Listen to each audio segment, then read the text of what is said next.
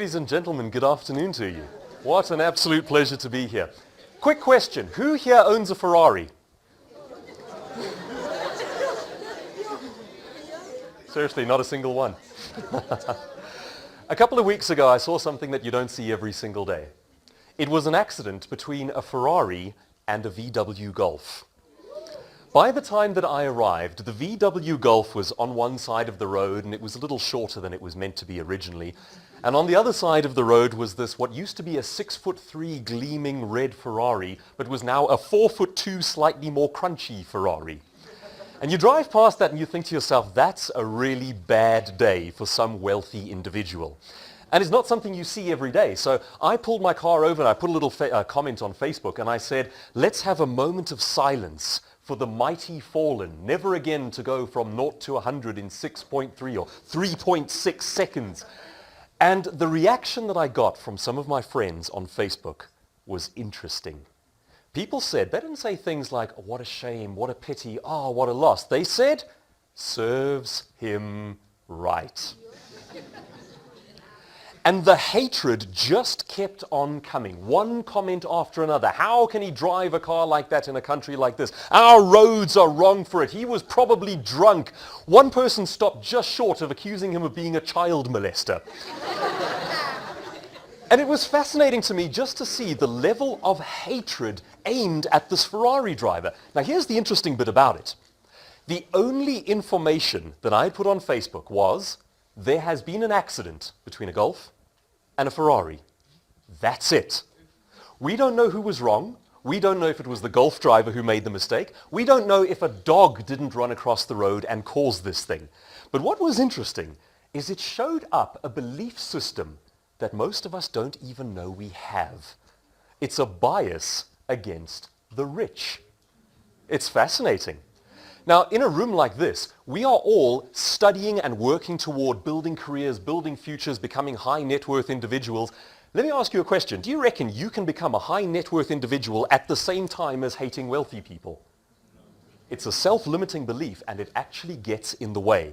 But what's fascinating is that the kind of thinking that is handed down to us from generation to generation is invisible. It was once beautiful, wasn't it? And I'm not the only person who's actually seen this in motion. Anybody here watch Top Gear? Yes, yeah, absolutely. Top Gear fans, join me for a moment here. The rest of you can just go to sleep. Jeremy Clarkson says, in the United States, you watch a person drive by in a Bentley, and the reaction is, one day I'll be in one of those. And he says it's different in Britain. He says in Britain, you watch a guy drive past in a Bentley and you say, one day I'll have him out of that. That's a bit more sinister, isn't it? A little bit darker. And it's really interesting because particularly in South Africa, we have spent decades trying to unravel a belief system about racism that's been handed down from generation to generation. But we are not aware of other beliefs that are handed down to us, particularly beliefs about wealthy people. And here we all are chasing these goals and chasing these lives while at the same time feeling uncomfortable about talking about money or talking about wealthy people as though they are obviously evil, they come from the devil. Let's take a look at how this thinking is created, how it's generated, how it's handed down from generation to generation, and how it can stop you from achieving your goals. The point is to unravel it, get it out of our minds, excise it, be rid of it, be free of it, so that we can actually chase the goals that we have in life and become all God intended us to be. In my family, if you go back 2 generations to my grandmother, she used to work at an English manor house in Manchester. Has anyone here ever watched the show on TV, quite a mature show called Downton Abbey? Anyone seen it? No? Okay. The basic idea is you've got 2 sets of people. You've got the higher class folks who own this abbey. They're kind of semi-royalty in the United Kingdom. Then you've got the people downstairs who run everything. They do the cooking, they do the sweeping, the cleaning. It's the staff. My grandmother was part of the manor house, but she was not the people upstairs. She was the people downstairs. She was one of the maidservants who helped to keep this manor house clean. And if you had to see pictures of the way that they dressed at the time, it was the full old-style regalia. She had the little apron and the little maid's outfit and the little feather duster, and it's everything we think of as slightly kinky today. But of course, at the time, it was nothing like that. This was a woman who worked incredibly hard from dusk till dawn. This was a woman whose back was sore more often than not. This was a woman who, if you ever met her and put your hands on her hands, you'd find nothing but calluses. And most importantly, this was a woman who had no voice in the face of authority. Because the thinking back then, for both the lower classes and for women, was, keep quiet, don't make waves, be a cog in the system. We don't want to know that you exist. We just want to see that your job gets done. And this is the kind of thinking that is then handed down from generation to generation. And what's interesting is that when my dad came along, my grandmother was looking for the best advice she could possibly give to him about work and wealth and how to make your way in the world. She went rummaging around in her mind and she came up with this gem, and it was the advice she gave to my dad. She said, "My son, get a trade. That way you will never starve to death." Who here has heard some variation of that advice? Yeah? A lot of us have heard things down those lines. There's nothing wrong with getting a trade. You can become a plumber and you can become very wealthy as a plumber. But listen to the second half of that sentence. Did she say, so that you can become all God intends you to be? Is it so that you can let your light shine, so that you can become wealthy, so that you can achieve goals? No, it's so that you never starve to death. The thinking comes from a place of desperation. And that's the thinking that's handed down generation to generation. And the weird part is, it's completely invisible to us. We hear this advice and we think it's right and we think it's normal. Now, I'm not picking on my grandmother. She was doing the best she could with the ideas that she had, without perhaps knowing how much damage it can do to future generations. Take a look at the building you see behind me there. That is an Industrial Revolution era factory. It's about 100, maybe 120 years ago. What other building that we have today looks very similar to that factory? Out loud, what do you think? Hospitals, what else? Schools, okay? Schools, and here's an interesting one, are run according to the Industrial Revolution age of thinking. Picture this for a second. You drop your kids off at school, or you as a child are dropped off at school, and you line up in neat lines, and the foreman, the teacher, blows the whistle or rings the bell, and in your neat lines you go to your workstation and you sit down. You sit down at your little workstation and you work for a number of hours. And then the foreman, the teacher, blows the whistle, rings the bell, and you take out your little lunchbox and you can have some food. Then the whistle goes again, you go back into your workstation, you sit down. It is run according to an Industrial Revolution era factory. Why? Because we are training human beings to be cogs in a system. And we're still doing it. Now, I'm not picking on schools here. The point is not to say that schools are badly run. The point is just to say we have thinking that is invisible to us. We are trained to thought, and we are culturalized to act in certain ways that no longer make sense in the modern economy. The old world thinking says, become a cog in a system, fit in, don't make waves, and if you're a perfect cog, you'll get your little bit of money at the end of the day and you can go home. That thinking will keep you poor. So, what are some of the alternatives? Well, that's what I'd like to look at with you here today. I like to call that style of thinking the wheelbarrow way. It basically goes like this. It's like the parents get hold of their child, the young son, the young daughter, and they say, my son, my daughter, you are young and strong. You must go out into the world and earn coins. Here's how you do it. Pick up your wheelbarrow, load it full of bricks, and for every hour that you push your wheelbarrow, you will get 1 coin. If you want a second coin, you have to push your wheelbarrow for a second hour. Now we think like that. We go, the only way to earn coins is to work for a set number of hours, so let me go and get a job and be dependent on a boss. Now, you work your set number of hours every day. You push your wheelbarrow for your set number of hours, and a horrible thing starts to happen. You start to realize that you can't quite afford the car. You're not quite breaking even with the kids and their education and the debit orders and the bonds and so on. So what do? You go back to the thinking that was handed down to you, and you say, if I'm not getting enough coins, what do I have to do?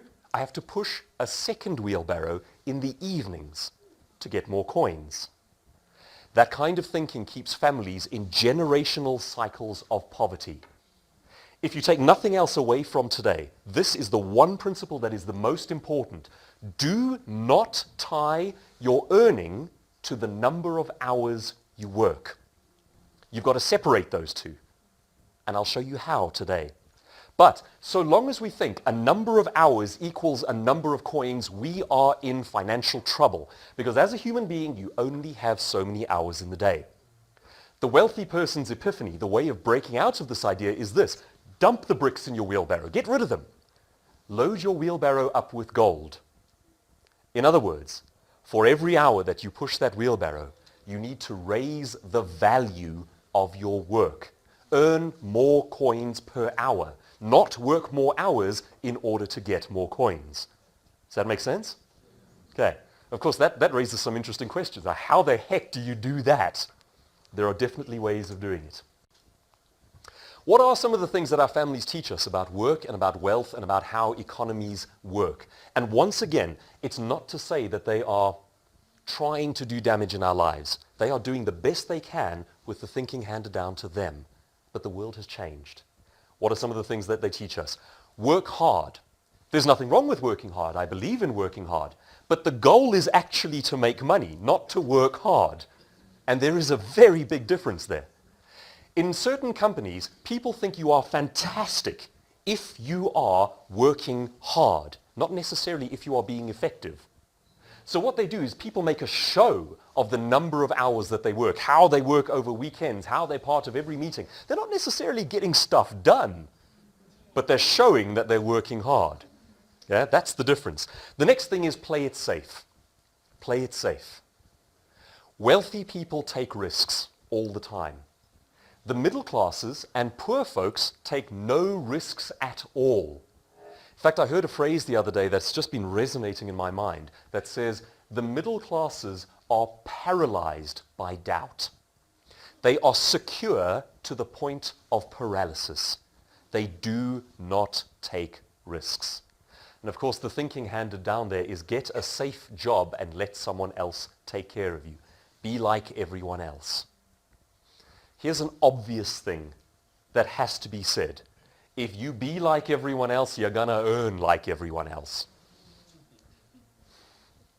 If you choose the safe route in life, you are choosing to earn less than you potentially could.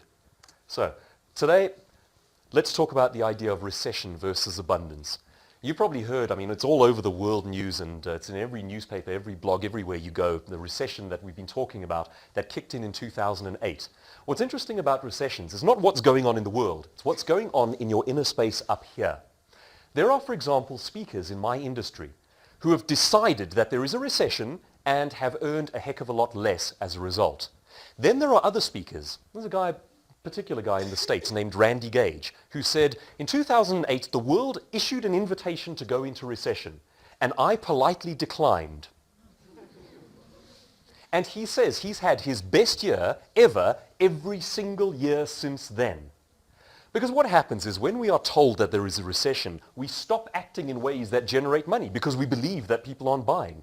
We haven't discovered a recession, we have bought into the concept of a recession.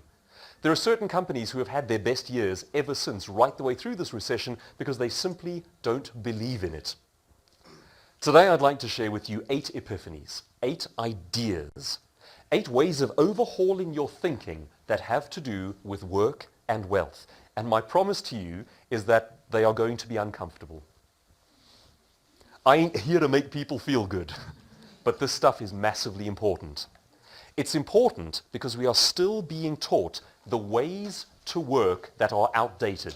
The world changes, but we're still practicing the old ways.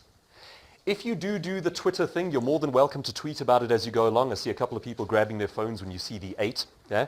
If you want to connect with me on Twitter, use @DouglasKruger. Yeah? You can say, this guy's talking a load of rubbish, or this is a valuable idea, or whatever. But I warn you, I'm going to close the doors and check every tweet before I let you out. I will find you. Epiphany number 1. Resenting the wealthy says more about us than it does about the wealthy. There's a phrase that my family always used to use. And when I was young, we struggled really, really badly with poverty. We had some incredibly rough winters. One that I remember, we went through the whole of July with our power cut off. We had our local church bringing food baskets to our house. And I lived in a pretty decent neighborhood, and we were the odd ones out. So it's quite rough to go through that sort of thing, and to have someone else feeding your family when your own parents can't, it was a difficult time to go through. But what's most interesting to me now, looking back on that time period, is the kind of language that my family used around the dinner table. Has your family ever used a phrase like, how the other half live, when they talk about rich people? Yeah. You know what it's like? It's like rich people are a different species. The way that I'd like you to look at the difference between where you are and wealth is I want you to look at it as a curve. Because if it is a curve, you can move along that curve. You can go from where you are now to your goals. But if you buy into that thinking that says rich people are just a different species, then instead of a curve, there's just a chasm. There's a hole. There is an absolute void between where you are and where you want to be. And if you don't believe that it's possible to move along that transition, you don't act in ways that start to move you there. The starting point in becoming a high net worth individual is the belief that it is possible. That a wealthy person is not a different species, they're just further along on a continuum. They have more education about what brings in money and how to achieve goals than what you currently have. And that's okay, because that represents hope. That means you can learn these things, you can do them. Resenting the wealthy says more about us than it does about the wealthy. We often think about wealthy people as, they're obviously evil, they're obviously corrupt.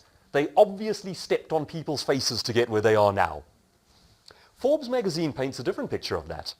They take the highest earning individuals on the planet and they look at how much they give. The stats bear out that wealthy people give more per capita than anyone else.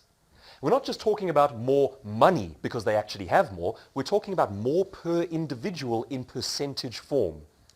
The idea that wealthy people are obviously stingy, obviously evil, is not borne out by statistics. Yeah, of course, there's obviously the odd jerk. You will meet the odd, horrible, rich person. They're out there, certainly, in their numbers. But by and large, it is not a valid rule. That's number 1. Number 2. There are 3 things that money is not. Money is not the root of all evil. That's not what the verse says. What does the verse say? The love of money. And it also doesn't say is the root of all evil. It says something down the lines of is the root of many kinds of evil. Now think about what that belief would do to Christian families, people of faith, if it becomes a locked-in belief and it's handed down generation to generation. Money is the root of all evil. Okay, so if I chase it, there's something wrong with me. You can't hold that belief and become wealthy. The two do not work together. And that's one of those things that we need to chuck out. It's a misquote of the original verse, and it's damaging. It does a lot of harm, particularly to people of faith. Money is, the first thing money is not, the root of all evil. The second thing money is not, embarrassing. Could you be rich with a straight face? Time to face that question, because you are on a career trajectory that can potentially make you very wealthy.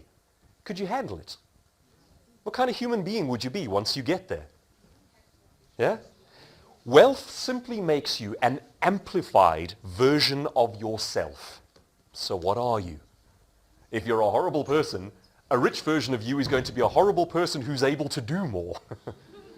If you're a good person who likes to help others, a rich version of you will be an amplified version of that. Okay? Money is not embarrassing. And if we are embarrassed by money, it changes a number of things.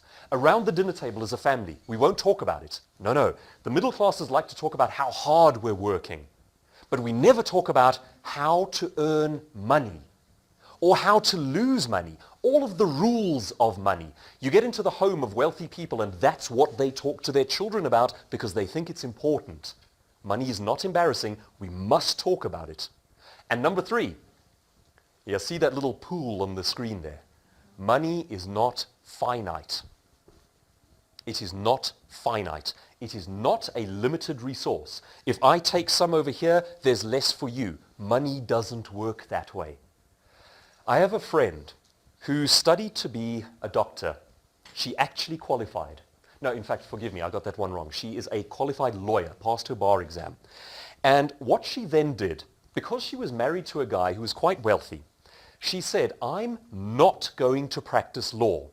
Because if I practice law, I get a salary, and that means slightly less money for other people. Folks, the thinking is wrong. She has the world's best intentions there, but what she's actually doing is failing to contribute a little bit to the total amount of money available. Work doesn't take money out of a system, it adds it to it. The more people we have running their own businesses, the more people we have selling, the more people we have doing stuff, the more there is for all. Bring your skill to this country. Bring your talent. Earn money for yourself. The more you have, the more there is in totality. It's also very interesting because in different countries, they think about the finite nature of money in different ways. Korea, about 10, 20 years ago, they decided that they wanted to do economic upliftment for the majority of their people. So what did they do? They took a look at America and they said, I reckon we can take on their car industry and we can take on their IT industry. Have you ever heard of Samsung? Yeah. Have you ever heard of any of the Korean car brands? Yeah. Hyundai and what's the other one? Kia. And they are absolutely conquering the world right now. Because what they've decided to do is to grow. Now, other countries around the world, and in fact, South Africa is a prime example. We go, there's a finite amount of money, so if we want to make some people rich, what do we got to do? We've got to take from others. Rather than growing the entire pool. Bring your skill, grow the country. We need entrepreneurs. We often talk about how much we need jobs. You can't falsely create a job. My next question to you is, why the heck would you want a job? You can't get wealthy in a job. But that's what we're taught as middle-class people. We're taught, be like everyone else, get a good, safe job. Okay? We'll talk about that one in just a moment as well.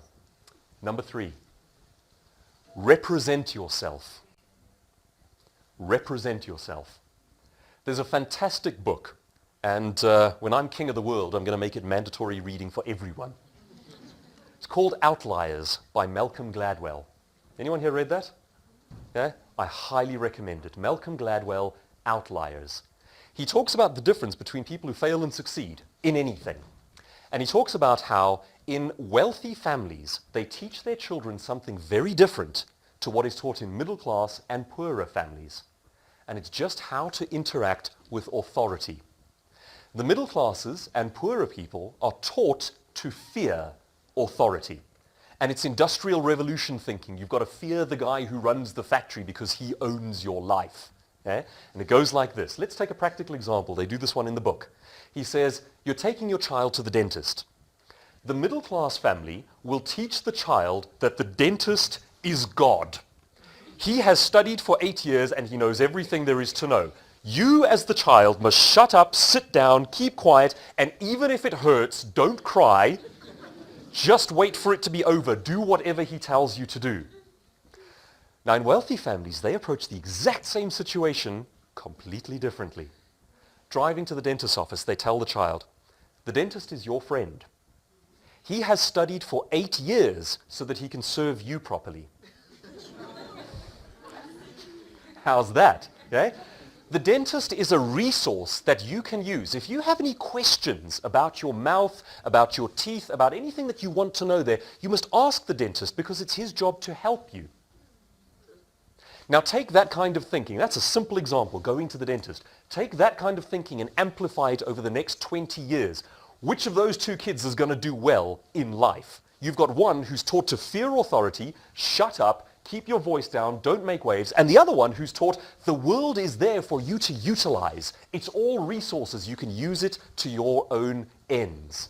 Imagine the difference that would make. Represent yourself. And we need to teach our children to represent themselves as well. We have been conned into an industrial revolution myth that says authority is in charge and knows best. You must shut up and do what you're told. You must be a cog in a system. And as long as you are doing your job perfectly and not making waves, you'll be fine. That thinking is 100 years outdated. We cannot teach it any longer. Number 3. Number 4, inspired ideas. This is one of my favorites. As you go about building your career, there are the things that you need to do on a day-to-day basis that slowly, gradually move you up that curve toward wealth.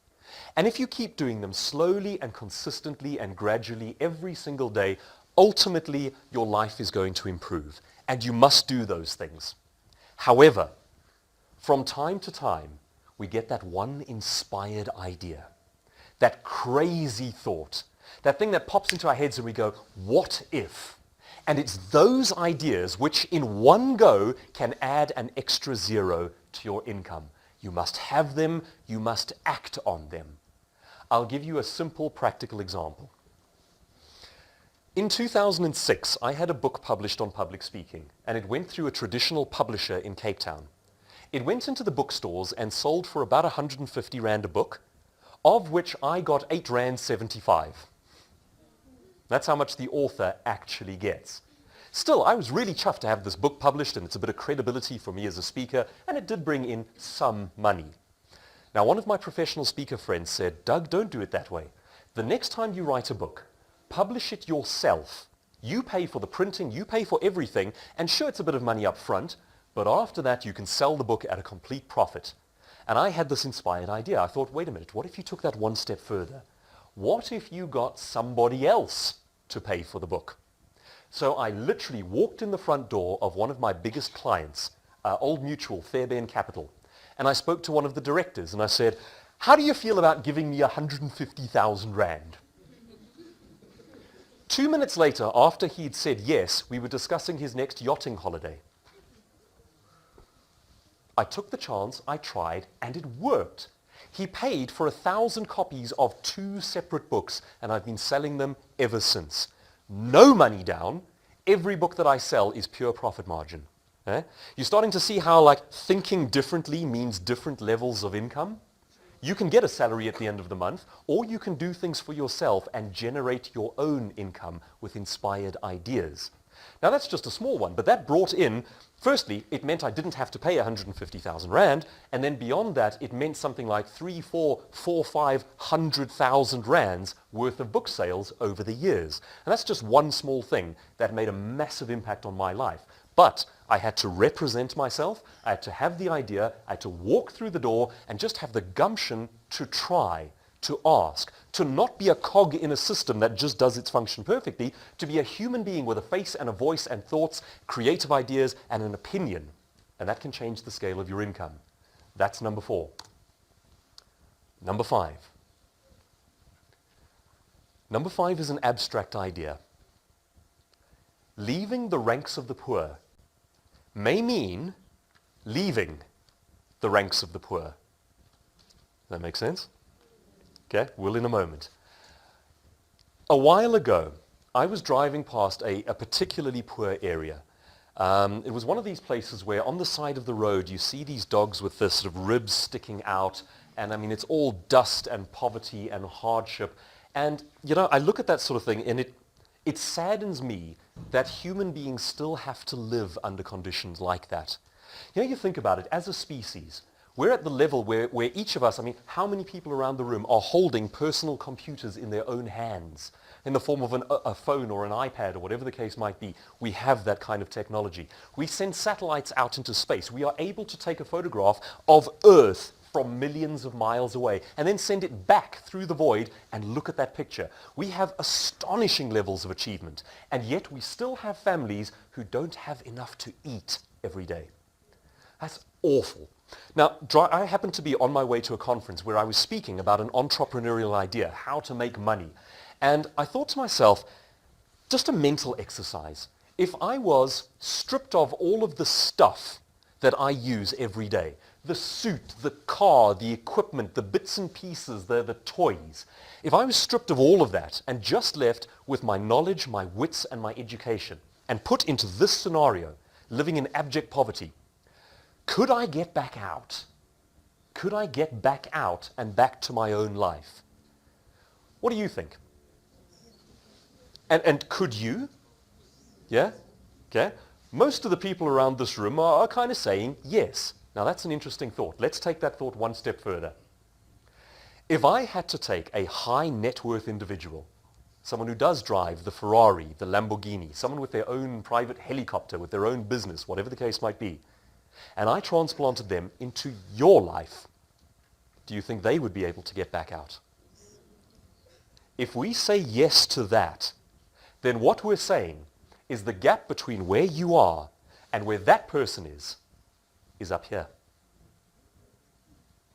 Isn't that a horrifying thought? But at the same time, it represents hope because it means it can be done. It means that the thought is out there, the ideas are out there, the knowledge, the education is available. It can be done. Leaving the ranks of the poor, however, may mean leaving the ranks of the poor.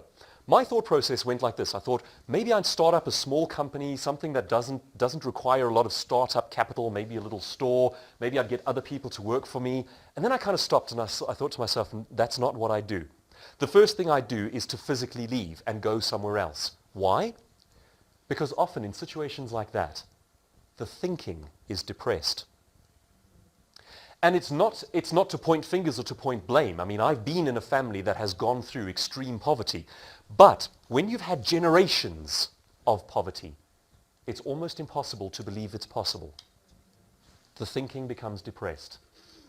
There's a speaker in the States these days who has an interesting concept, and I believe it. He says, you are likely to be about as wealthy and about as successful as the average of the 5 people closest to you. Think about that for a second. Who are your closest 5? It's likely to be probably something like mom, dad, best friend, boss, teacher, something down those lines. Chances are it's those people. How wealthy are they?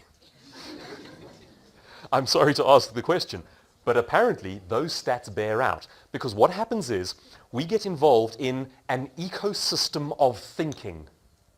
And we all affect one another with our level of aspiration, our level of ideas, our thinking about work and wealth. And we all average each other out. There's something you can do about this one. You don't have to dump your mom. Okay? You don't have to dump the best friend, anything down those lines. What it is saying is we do need to associate with highly successful individuals. We need to expose ourselves to that kind of thinking. Unless we do, we are not going to lift ourselves up. But the thinking is out there. And quite often, people are quite willing to be mentors, friends, to share answers, share ideas. Sometimes they're not. It's always worth asking, worth the approach. You are likely to be about as wealthy or about as successful as the average of the 5 people closest to you. Here's an uncomfortable question. Is your state's thinking keeping you poor? Can you think of one policy, just one, that we have in this country that tries to help people but actually promotes poverty? Anyone? Social grants, yeah. Think about it this way around. What a great idea. You've got a young mom who falls pregnant, has a couple of kids. She's on her own. She has no way of earning an income. So what we do, we give her some money. Brilliant idea. Except, then of course the opposite happens. You have a young woman who goes, you know what, I'd like some money. So I'm going to become a young mom in order to get it. Eh? Is that likely to help them to become incredibly prosperous? No. Is your state's thinking keeping you poor? Number 6. Your positioning determines your pay scale. It is not the quality of your work that determines your income. You can be the best in the world at a certain thing and be out-earned by someone who is not the best in the world. Your positioning determines your pay scale. Let's put this in very simple terms. If you're the celebrity of your industry, you're going to out-earn the non-celebrity of your industry, even if that guy's better at it than you. Let's take, for example, anyone here watch the cooking show with Nigella Lawson? Seen her on TV? Yeah, absolutely. Nigella Lawson, do you reckon she is one of the top 5 chefs in the world? No, I don't think so. Do you think she's in the top 100? I don't think so. Do you reckon she's in the top 1,000? I don't think so. So why is she out earning all of them? Because she's Nigella Lawson. I'll give you another example. If an unknown speaker comes and stands in front of you, that person can put in an invoice with X number of zeros at the end of an hour of speaking. Richard Branson walks into the room and chats with you for 5 minutes. They will add 3 more zeros to his fee. It's not because he worked harder, and it's not because he's a better speaker. It's because he's Richard Branson. You need to be the icon, the expert, the celebrity, the big name in your industry. Now here's where most people get it wrong. They say knowledge is everything. Knowledge is important, but you also have to bring personality. That's what Nigella Lawson is doing. She is able to speak well in front of a camera. She's pretty. She's seductive. Okay? Now this is all the stuff that we are never taught is important. We are taught what's important is be a cog in a system, don't make waves, function perfectly, get your job done. Imagine if Nigella Lawson did that, she'd be poor. All she'd ever do is cook in the kitchen and maybe earn like $5 once in a while. Okay? But because she brings humanity to it, she brings to it things that cannot be done by a computer, that cannot be done by a system. Anything that can be systematized, computerized, commoditized is unvaluable. We're still teaching our kids to study IT. That's a low-income future.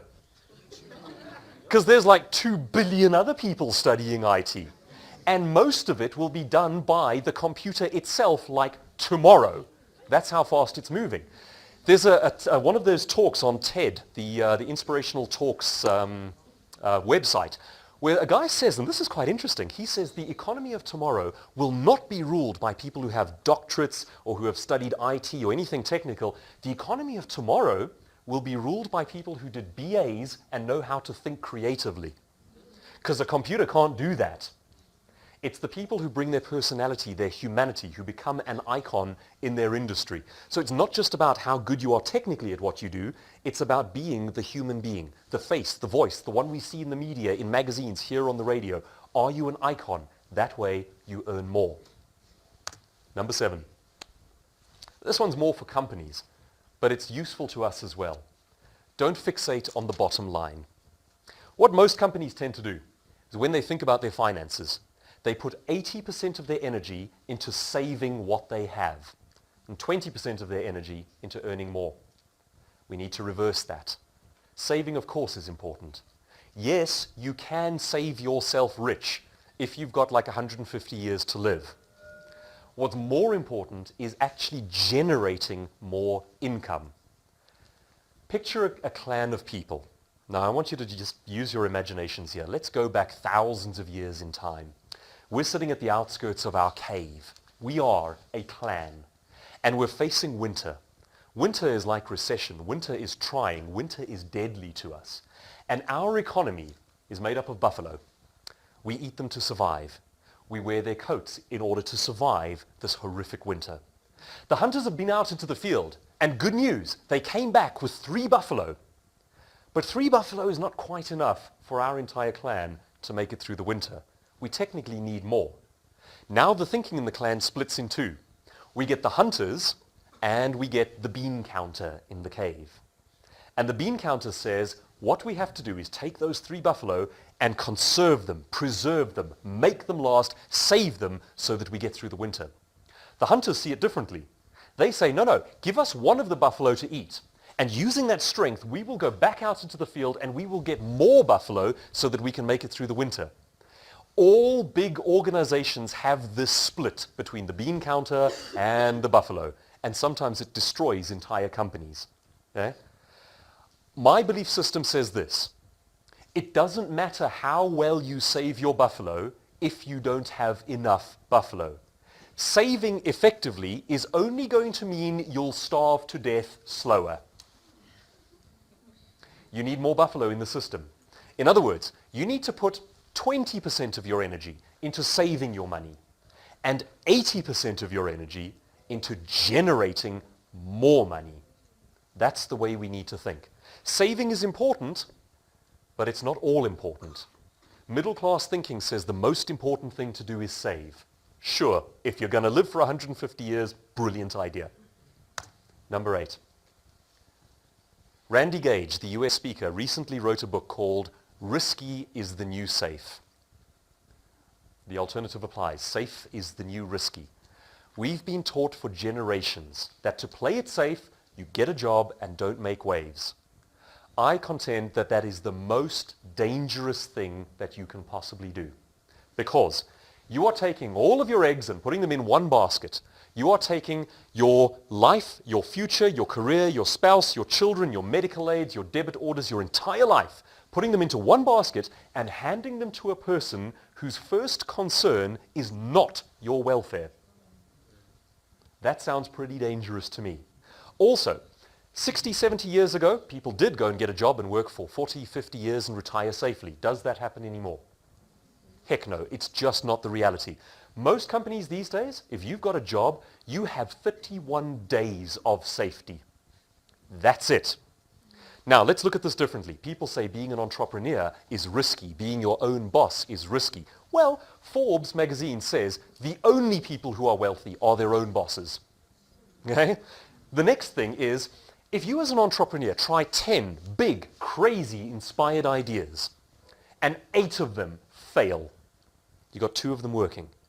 Now you go out there and you try another 10 big, crazy, inspired ideas, and again, 8 of them fail. 2 of them work. Now you're up to 4 things that are bringing in income. You go out there, 10 big things, 8 fail, 2 more. You're up to 6 different things that are bringing in income. For myself as a speaker, I now have multiple income streams. I speak, I train, I sell books, I sell DVDs, I do media appearances, multiple streams of income, much, much safer. Risky is the new safe. Safe is the new risky. And the more we buy into the old Industrial Revolution era idea that having a boss take care of us is safe, the greater the danger we put our own lives in. Risky is the new safe. Safe is the new risky. I believe that risk aversion is one of the things that paralyzes most of the people in the middle class. Your average high net worth individual has been bankrupt 3 times. How scary is the idea of going bankrupt to you? Yeah? To them, it's a matter of course. They've tried big, crazy things. They've tried building up businesses, and they've utterly, utterly failed. But to them, it's only part of the process. And they do something interesting, and I'd like to invite you to do this.